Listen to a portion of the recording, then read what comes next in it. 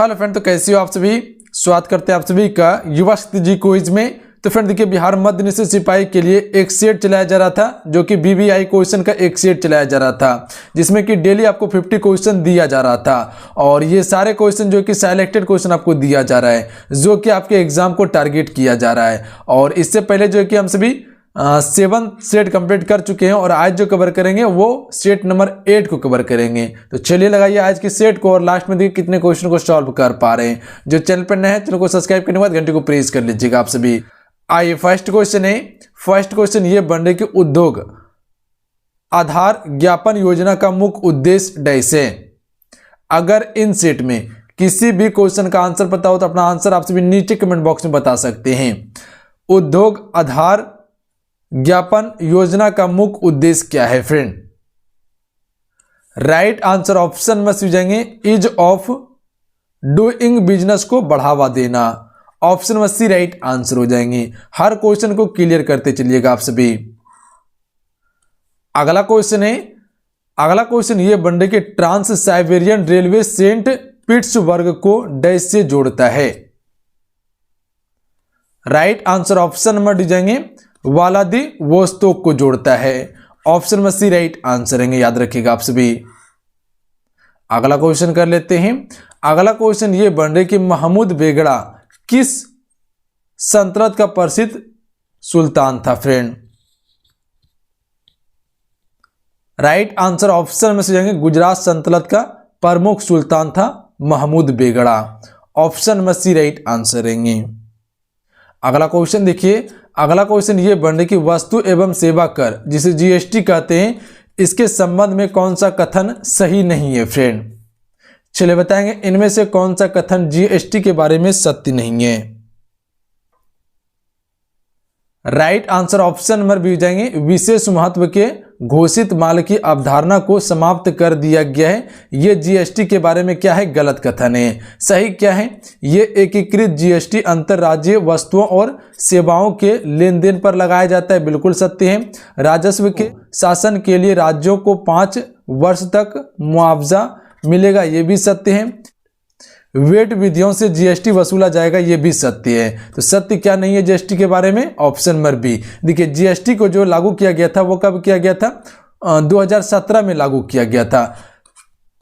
देखिए इसका प्रस्ताव जो रखा गया था वो 2016 में ही रखा गया था, और पूर्ण रूप से लागू जो किया गया था 2017 में लागू किया गया था 101वां संविधान संशोधन के द्वारा। जीएसटी जो है ये एक अप्रत्यक्ष कर है। अगला क्वेश्चन कर लेते हैं। अगला क्वेश्चन ये बन रही कि शुद्ध गतिक सहायता का मात्रक क्या है।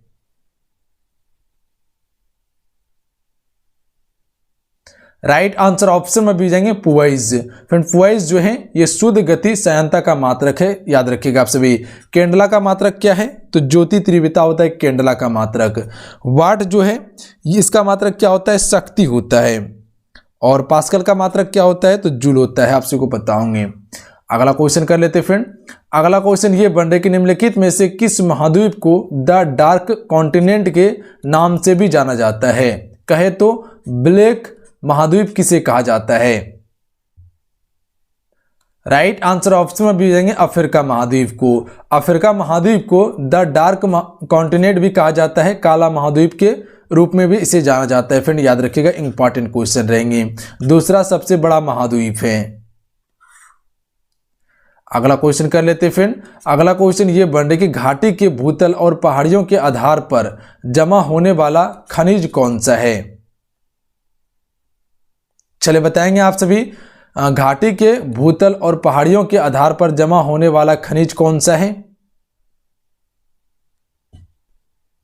राइट आंसर ऑप्शन में भेजेंगे प्लेसर निक्षेप है। ऑप्शन में बी राइट आंसर रहेंगे। क्वेश्चन क्लियर है, याद रखेंगे आप सभी।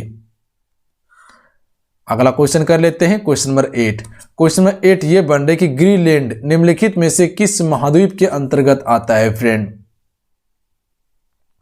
ग्रीनलैंड जो कि सबसे बड़ा द्वीप है, और ये उत्तरी अमेरिका महाद्वीप के अंतर्गत आता है, याद रखिएगा आप सभी। ऑप्शन में ए करेक्ट आंसर रहेंगे। अगला क्वेश्चन कर लेते हैं फ्रेंड। अगला क्वेश्चन ये बन रहे कि आधुनिक ओलंपिक खेलों की अधिकतम अवधि डैश है।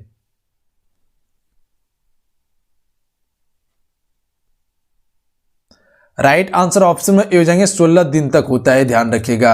आधुनिक ओलंपिक खेलों की अधिकतम अवधि जो होता है वो कितने दिन का होता है? 16 दिन का होता है। और इसकी स्थापना कब किया गया था? तो इसकी स्थापना 1896 में किया गया था। अंतर्राष्ट्रीय ओलंपिक की स्थापना जो किया गया था ये 1896 में किया गया था। मुख्यालय कहाँ है इसका? स्विट्जरलैंड के लुसाना में है। कहाँ पे है? लुसाने में।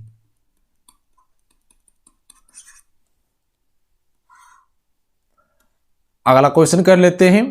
बीहड़ आमतौर पर भारत के किस बेसिन में पाए जाते हैं? नदी बेसिन में। तो ये आमतौर पर जो पाए जाते हैं फ्रेंड, ये किस नदी बेसिन में पाए जाते हैं बीहड़? तो चंबल नदी बेसिन में। ऑप्शन में बी राइट आंसर रहेंगे। अगला क्वेश्चन कर लेते हैं फ्रेंड। अगला क्वेश्चन ये बन रही कि निम्नलिखित में से कौन दुनिया में सबसे अधिक बारिश वाला स्थान है? आप सभी को पता होंगे कि दुनिया में सबसे अधिक बारिश जो होता है फ्रेंड वो मानसीराम मेघालय में होता है। ऑप्शन में डी राइट आंसर हो जाएंगे। मानसीराम मेघालय कर लीजिएगा आप सभी, यहां पे मानसीराम कर लीजिएगा, मोहसिन राम लिखा हुआ है। अगला क्वेश्चन कर लेते हैं। किस आयोग ने केंद्र और राज्य संबंधों की जांच की? राइट आंसर ऑप्शन में दीजिएंगे RS सरकारिया आयोग ने किया था। RS सरकारिया आयोग ने फ्रेंड केंद्र और राज्य संबंधों की जांच की थी। देखिए RS सरकारिया आयोग की जो स्थापना की गई थी वो 1983 में की गई थी। तो इस डेट को याद रखिएगा, इंपॉर्टेंट क्वेश्चन रहेंगे आपके लिए। अगला क्वेश्चन कर ले फ्रेंड। अगला क्वेश्चन ये बन कि रिले शब्द डैश से संबंधित है। तो ये किससे संबंधित है? दौड़ से संबंधित है। अगला क्वेश्चन देखिए। भारतीय संविधान में कितनी भाषाएं हैं? चलिए बताएंगे आप सभी।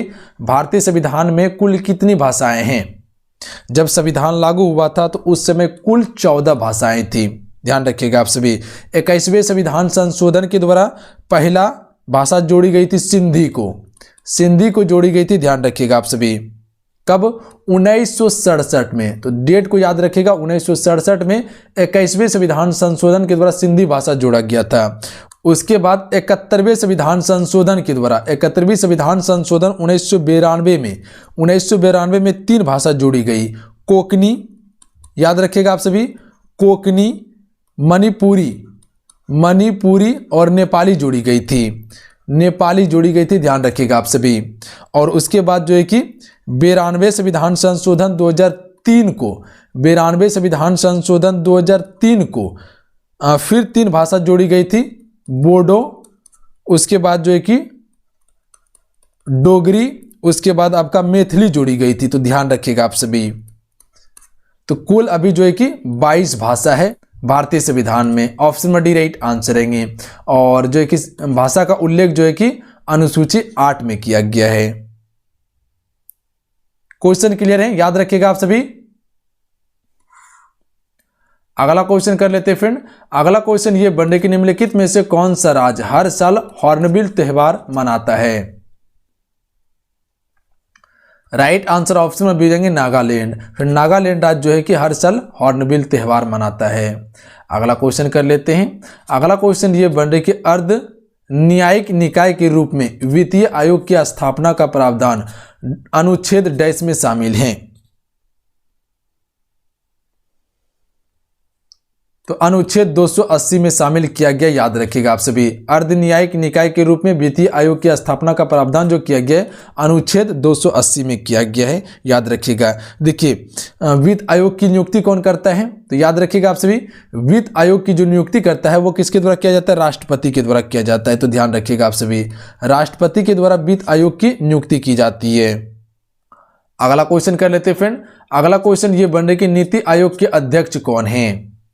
तो आप सभी को पता होंगे नीति आयोग ये योजना आयोग, इसके अध्यक्ष जो होते हैं वो प्रधानमंत्री होते हैं, ध्यान रखिएगा आप सभी। जो कि 2015 में फाइनली जो है कि योजना आयोग का नाम चेंज करके नीति आयोग किया गया था। अगला क्वेश्चन करते हैं। प्रसिद्ध पुस्तक कामसूत्र किसने लिखी? Right answer option number D जाएंगे वात्स्यायन ने लिखी थी कामसूत्र पुस्तक। अगला क्वेश्चन कर लेते फ्रेंड। अगला क्वेश्चन ये बन रहा है कि एक्स किरणों की खोज किसने की? तो आप सभी को पता होंगे एक्स किरणों की खोज जो की थी वो किसने की थी? राइट आंसर ऑप्शन में भी जाएंगे विल्हेम कॉनराड रॉन्टगन ने किया था, या रॉन्टजन कर लीजिएगा आप सभी। ऑप्शन में भी राइट आंसर हो जाएंगे। देखिए इसने एक्स किरणों की जो खोज की थी वो 1895 में की थी। कब? 1895 ईस्वी में इसने एक्स किरणों की खोज की थी और 1901 में इसे नोबेल पुरस्कार से भी सम्मानित किया गया था। अगला क्वेश्चन कर लेते हैं। एक न्यायिक सजा को कम करना, विशेष रूप से एक और कम गंभीर को मौत की सजा डैश के रूप में जाना जाता है। तो इसे केम्यूट के रूप में जाना जाता है फ्रेंड। ऑप्शन में ए राइट आंसर रहेंगे। क्वेश्चन क्लियर रहेंगे, याद रखिएगा आप सभी। अगला क्वेश्चन कर लेते हैं फ्रेंड। अगला क्वेश्चन ये बने कि एक और कार्बन परमाणुओं के साथ कार्बन द्वारा सहसंयोजक बंधन बनाने की विशेषता क्या है? तो इसे हम सभी क्या कहते हैं? श्रृंखलन कहते हैं। यानी option number D right answer रहेंगे, याद रखिएगा। इंपॉर्टेंट क्वेश्चन रहेंगे फ्रेंड। एक और कार्बन परमाणुओं के साथ कार्बन द्वारा सहसंयोजक बंधन बनाने की विशेषता को क्या कहते हैं? श्रृंखलन कहते हैं। अगला क्वेश्चन कर लेते हैं। अगला क्वेश्चन ये बन रहे कि प्रथम अंतर्राज्यीय परिषद का गठन कब किया गया था?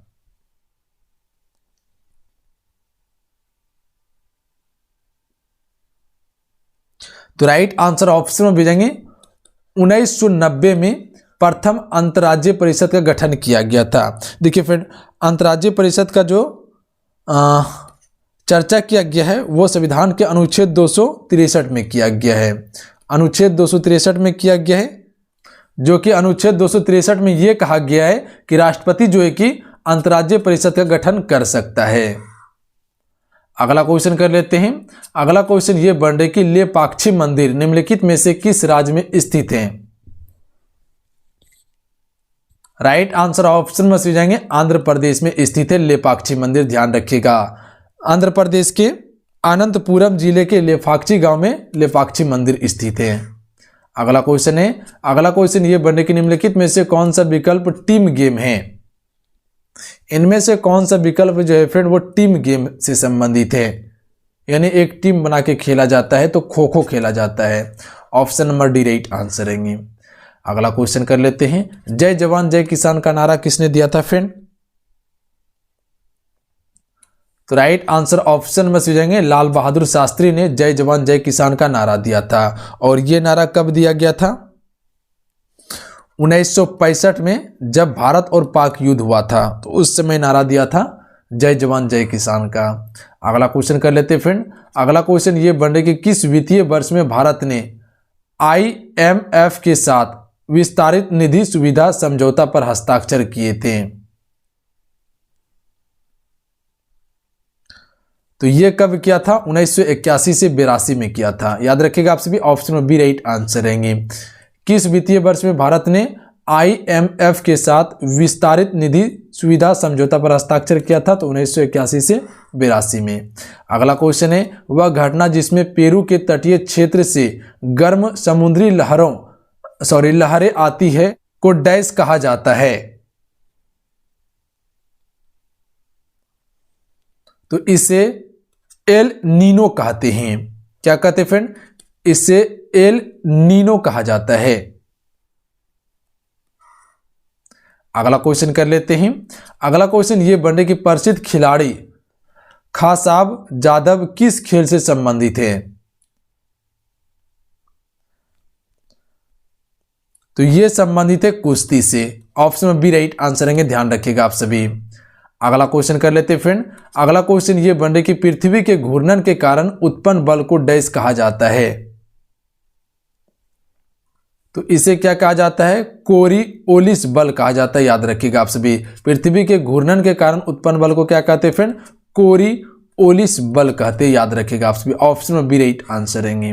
अगला क्वेश्चन कर लेते हैं फ्रेंड। अगला क्वेश्चन ये बन रहे कि कैलोरीन युक्त उस एंटीबायोटिक का क्या नाम है जो मिट्टी में सूक्ष्म जीवों द्वारा निर्मित होता है और टाइफाइड बुखार के उपचार के लिए प्रभावी है?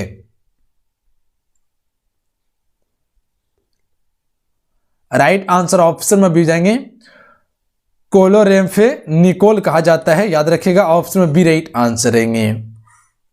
अगला क्वेश्चन कर लेते हैं। अगला क्वेश्चन ये बन रहा है कि टेबल टेनिस से संबंधित अंतर्राष्ट्रीय शासी निकाय कौन सा है?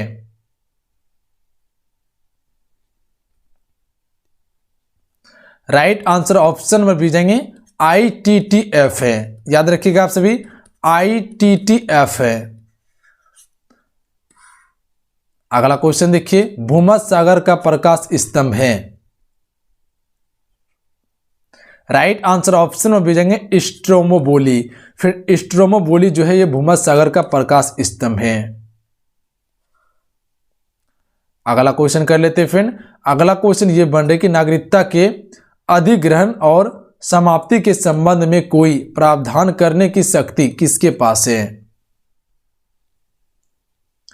तो देखिए, नागरिकता के अधिग्रहण और समाप्ति के संबंध में कोई प्रावधान करने की शक्ति जो है ये सांसद के पास है, याद रखिएगा आप सभी। देखिए, नागरिकता का जो उल्लेख किया गया है संविधान के भाग 2 में है, अनुच्छेद 5 से 11 में नागरिकता का उल्लेख किया गया है। अगला क्वेश्चन कर लेते हैं फ्रेंड। अगला क्वेश्चन ये बन रहा है कि आरंभ में प्रशासनिक सुधार आयोग की अध्यक्षता डैश द्वारा की गई थी। तो देखिए, इसकी अध्यक्षता जो की गई थी मोरारजी देसाई के द्वारा किया गया था, यानी ऑप्शन में ए राइट आंसर हो जाएंगे। देखिए, प्रशासनिक सुधार आयोग का जो गठन किया गया था यह कब किया गया था? 1966 में किया गया था। अगला क्वेश्चन देख लीजिए। अगला क्वेश्चन ये बन रही कि उन जीवों की घटना क्या है जिसमें मादा युग्म बिना निषेचन के नए जीवन बनाने के लिए विकसित होता है?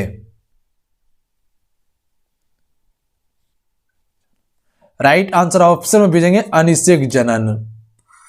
अगला क्वेश्चन देख लीजिए। सीधी रेखा के सापेक्ष वस्तुओं की गति क्या है? तो सीधी रेखा के सापेक्ष वस्तुओं की गति जो है वो रेखिक गति है, यानी ऑप्शन में डी राइट आंसर है, याद रखिएगा, रेखिक गति है। अगला क्वेश्चन कर लेते फ्रेंड। अगला क्वेश्चन ये है कि राष्ट्रीय विकास परिषद के अध्यक्ष कौन है? चलिए बताएंगे क्वेश्चन नंबर 37 के लिए राइट आंसर। तो देखिए, राष्ट्रीय विकास परिषद के जो अध्यक्ष होते हैं वो कौन होते हैं? प्रधानमंत्री होते हैं, यानी option number A right answer हो जाएंगे। अगला क्वेश्चन है फ्रेंड, हड़प्पा सभ्यता के शहरों को डैश के स्वरूप रखा गया है? तो देखिए, हड़प्पा सभ्यता के शहरों को जो रखा गया है वो आयताकार ग्रिड के स्वरूप रखा गया है, यानी ऑप्शन में भी इसका बिल्कुल राइट आंसर है, याद रखिएगा आप सभी। अगला क्वेश्चन करते हैं फ्रेंड। अगला क्वेश्चन ये बन रहा है कि नीति आयोग के अनुसार भारत सरकार ने कब तक किसानों की आय दोगुनी करने की योजना बनाई? तो ये कब बनाई थी? 2022 तक, याद रखिएगा आप सभी। 2022 तक जो है कि नीति आयोग के अनुसार भारत सरकार ने किसानों की आय दोगुनी करने की योजना बनाई थी। अगला क्वेश्चन देखिए। अगला क्वेश्चन ये है कि ऊष्मा के स्थानांतरण को किस उपकरण से मापा जा सकता है? तो इससे हम सभी कैलोरीमीटर से माप सकते हैं, याद रखिएगा। ऊष्मा के स्थानांतरण को जो हम माप सकते हैं वो किससे माप सकते हैं? कैलोरीमीटर से माप सकते हैं। अगला देखिए। अगला ये है कि किस अनुच्छेद के तहत संसद राज्य या केंद्र शासित प्रदेश के भीतर रोजगार के लिए एक शर्त निर्धारित कर सकती है? क्वेश्चन को समझिए, क्वेश्चन क्या कहना चाह रहा है। किस अनुच्छेद के तहत संसद राज्य या केंद्र शासित प्रदेश के भीतर रोजगार के लिए एक शर्त निर्धारित कर सकती है? तो ये किस अनुच्छेद के तहत कर सकती है? अनुच्छेद 16 के तहत, याद रखिएगा आप सभी। अनुच्छेद 16 जो आता है फ्रेंड ये मौलिक अधिकार के अंतर्गत आता है। आप सबको बताऊंगे कि मौलिक अधिकार जो है वो 12 से लेकर 35 तक मौलिक अधिकार है, जो कि अमेरिका देश से लिया गया है। संविधान के भाग 3 में है मौलिक अधिकार। अगला क्वेश्चन देखिए। महायान शब्द किस धर्म से संबंधित है? तो आप सबको बताऊंगे महायान शब्द जो है फ्रेंड ये बौद्ध धर्म से संबंधित है। जब बौद्ध धर्म का चौथी बौद्ध संगीति आयोजित किया गया था, कहाँ पे? कुंडल वन में, जो कि कनिष्क शासन काल में आयोजित हुआ था, उसके समय में जो है कि बौद्ध धर्म दो भाग में विभाजित हुआ था, एक हीनयान धर्म, एक महायान धर्म में विभाजित हुआ था। तो महायान जो है ये बौद्ध धर्म से ही संबंधित हैं। अगला क्वेश्चन कर लेते फ्रेंड। अगला क्वेश्चन ये बन रही कि मधुमक्खी के छत्ते के रख रखाव को डैश के नाम से भी जाना जाता है। तो देखिए मधुमक्खी के छत्ते के रखाव को हम सभी एपीकल्चर कहते हैं, याद रखिएगा आप सभी। जैसे खेती को क्या कहते हैं, एग्रीकल्चर कहते हैं खेती को। जैसे कि हॉर्टिकल्चर, हॉर्टिकल्चर में किसका अध्ययन करते हैं, तो बागों की देखभाल करते हैं। उसी प्रकार से एविकल्चर में किसका करते हैं, तो पक्षियों के रखरखाव का अध्ययन करते हैं हम सभी। अगला क्वेश्चन करते हैं। अगला क्वेश्चन ये बन रही कि प्राचीन हड़प्पा शहर लोथल किस राज्य में स्थित है। तो देखिए लोथल जो है ये एक बंदरगाह है हड़प्पा सभ्यता का, और ये गुजरात राज्य में स्थित है, याद रखिएगा, जो कि भोगवा नदी के तट पर है। इसके खोजकर्ता कौन थे, रंगनाथ राव थे, जो कि इसकी खोज 1964 से 65 में किया गया था। याद रखिएगा 1964 से 65 में लगभग किया गया था। अगला क्वेश्चन देख लीजिए। अगला क्वेश्चन ये बन रहे कि हिंडोला महल और जहाज हवेली किस क्षेत्रीय वास्तुकला शैली से संबंधित है। हिंडोला महल या जहाज हवेली जो है वो किस क्षेत्रीय वास्तुकला से संबंधित है।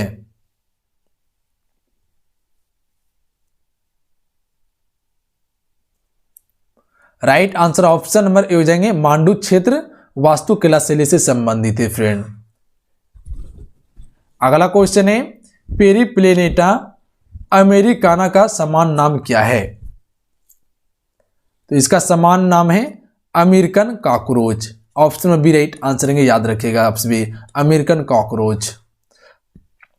अगला क्वेश्चन ये बन रही कि राष्ट्रपति का अध्यादेश डैश द्वारा जारी किया जा सकता है। Right answer option number A हो जाएंगे, समान सीमा वाले प्रावधानों पर संसदीय अधिनियम के स्वरूप जो है कि राष्ट्रपति अध्यादेश जारी कर सकता है, और ये अनुच्छेद 123 के अनुसार अध्यादेश जारी करता है राष्ट्रपति। अगला क्वेश्चन देख लीजिए। भारत में चिश्ती संप्रदाय की स्थापना किसने की थी फ्रेंड। तो right answer option number A हो जाएंगे, मोइनुद्दीन चिश्ती के द्वारा चिश्ती संप्रदाय की स्थापना की गई थी। अगला क्वेश्चन देखिए। अगला क्वेश्चन ये बन रहे कि इनमें से कौन भारत का एक प्रमुख चाय उत्पादक क्षेत्र नहीं है। चलिए बताएंगे इनमें से कौन सा क्षेत्र जो है फ्रेंड वो चाय उत्पादक क्षेत्र नहीं है। तो राइट आंसर ऑप्शन में से हो जाएंगे कश्मीरी घाटी। ये जो फ्रेंड चाय उत्पादक क्षेत्र नहीं है, याद रखिएगा। असम हिल्स, दार्जिलिंग हिल्स और नीलगिरी की पहाड़ियां ये सभी चाय उत्पादन के लिए प्रमुख हैं। अगला क्वेश्चन देखिए, और आज का ये लास्ट सवाल है। खेलों में डिकैथलॉन में कितने एथलेटिक्स कार्यक्रम होते हैं। तो देखिए इसमें कुल 10 एथलेटिक्स कार्यक्रम होते हैं, याद रखिएगा आप सभी। ऑप्शन में सी राइट आंसर रहेंगे, ध्यान रखिएगा। तो चलिए आज कितना ही, आज की सेट में कुल 50 क्वेश्चन कवर किए। आज के इस सेट कैसा लगा आपको नीचे कमेंट बॉक्स में आपसे जरूर बताइएगा। अगर आज का ये सेट अच्छा लगा, हेल्पफुल लगा, तो क्लास को लाइक कीजिएगा और अपने दोस्तों में जरूर शेयर कीजिएगा। जो चैनल पर नए हैं चैनल को सब्सक्राइब करने के बाद घंटी को प्रेस कर लीजिएगा आप सभी। तो चलिए मिलते हैं। जय हिंद, वंदे मातरम। पर ध्यान रखिएगा, पढ़ाई करते रहिएगा, और आप सभी आज की इस क्लास को शेयर अपने दोस्तों में जरूर कर दीजिएगा। इतना सा काम आप कर ही सकते हैं। जय हिंद, वंदे मातरम।